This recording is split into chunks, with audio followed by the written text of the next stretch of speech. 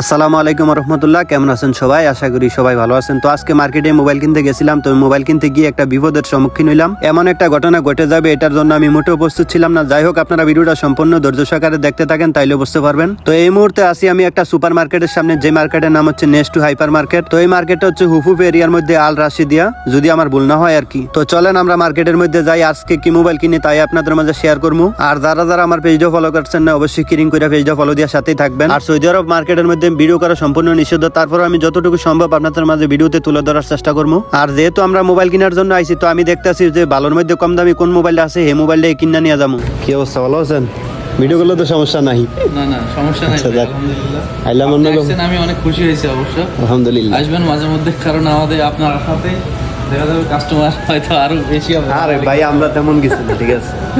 তো মার্কেটে আইসে একজন বড় ভাইয়ের সাথে দেখা হইলো, সে মূলত এখানে কাজ করে। তো এবার আসেন মূল কথার মধ্যে যাই। তো আমি এখানে ভিডিও করতেছি, আমি বাইরে বলছি যে ভিডিও করলে সমস্যা আছে, উনি বলছে কোনো সমস্যা নাই। তো আমি আমার মতো করে ভিডিও করতেছি। তো ভিডিও করার সময় মার্কেটের একজন কর্মচারী সৌদি ভুলবশত সে আমার ভিডিওতে বন্দী হয়ে যায়। তো আমি কিন্তু আমার ভিডিও করতেছিলাম, তো ভুলবশত সে ক্যামেরা বন্দী হয়ে গেছে। তারপরে যে কাউন্টারের মালিক এসে আমার মোবাইল নিয়ে চেক করতে আছে যে তুই ভিডিও করছ কি জন্য, তখন সে আমার মোবাইলটা নিয়ে আমার ওই ভিডিওটা ডিলিট করে দিয়েছে। যাই হোক, ব্যাপার না। তো আসলে এখানে ভুল আমারই ছিল, কারণ সৌদি আরব সব জায়গায় ভিডিও করা নিষিদ্ধ। তো তার মাঝে আরো কিছু ভাই বারাদারের সাথে দেখা হইলো যারা আমার ভিডিও দেখে। যাই হোক, সবকিছুর জন্য আলহামদুলিল্লাহ। আর সবকিছু অবদান হচ্ছেন আপনারা। তো আমি যে কাজের জন্য মার্কেটে আসছিলাম সেই কাজ করতেছি। আমি মূলত আসছি যে মোবাইল কেনার জন্য। আসলে মোবাইল দেখতে আসি অনেকগুলাই, তার মাঝে একটা মোবাইল পছন্দ হয়েছে। আর আমার একটা বদভ্যাস হয়েছে, মার্কেটে গেলে যে কোনো মোবাইলে আমার পছন্দ হয়ে যায়। তো আমি একটা মোবাইল হাতে নিছি, ওই মোবাইলটা কিন্তু সেরা ছিল। আসলে টিয়া হইলে কোনোদিন কিনা নেন। আর আজকের ভিডিওটা অবশ্যই লাইক কমেন্ট করবেন এবং কি ভালো লাগলে শেয়ার করে দিবেন, এটা আমার রিকোয়েস্ট। তো আরেকটা কথা কইলে তো বিশ্বাস করতেন না, ঘটনা হইলে গিয়ে মাইক্রোফোন দিয়ে ভয়েস করতে আসি। আসলে মাইক্রোফোনের মধ্যে চার্জ নাই, এটা আমি কইতাম পারতাম না।